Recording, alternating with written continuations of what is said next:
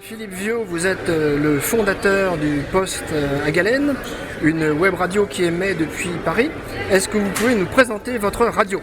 Bien sûr, donc le Poste à Galène a maintenant 3 ans. C'est un projet qui, pour moi, c'est un rêve d'enfance qui se concrétise en fait.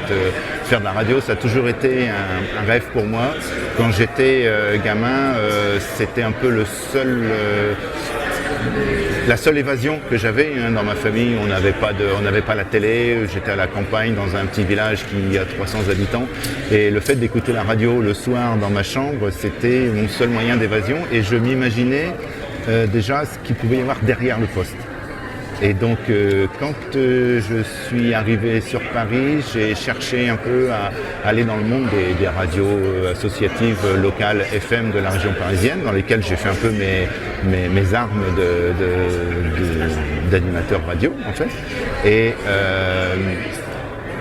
en s'apercevant qu'une fois que alors je faisais des petites interventions, des micro-trottoirs, des choses très formatrices. Et quand j'ai voulu un peu proposer un projet un peu plus conséquent, à chaque fois on m'a dit oui, mais il faut qu'il y ait un créneau qui se libère parce que c'était des radios qui étaient déjà bien en place et tout. Et donc j'ai un peu perdu patience, il faut bien dire.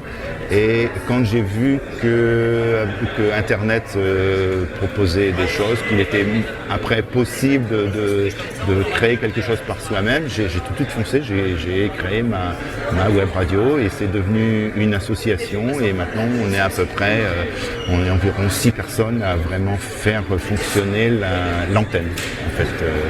Et nous avons une ligne éditorialiste qui est la découverte de jeunes artistes sur Paris, mais un peu partout, on va un peu partout. On va écouter tous les jeunes artistes qui jouent dans les petites salles de concert, dans les bars à Paris et qui vendent leurs CD à la fin de leur concert en faisant passer le chapeau. Moi, je considère qu'aujourd'hui, l'essor des web radios, tout reste à faire en France et en Europe. Aux États-Unis, la culture de la web radio est ancrée depuis longtemps. En France et en Europe, on n'a pas encore forcément le réflexe d'aller sur Internet pour écouter une radio. Tout reste à faire et c'est un peu comme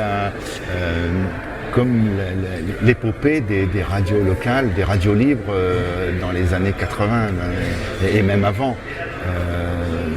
Voilà, les radios où les gens ils allaient avec l'antenne, ils la mettaient sur le toit, où c'était pas encore autorisé, où on diffusait les radios qui ont émergé à l'époque sur Paris, Carbone 14, des choses comme ça.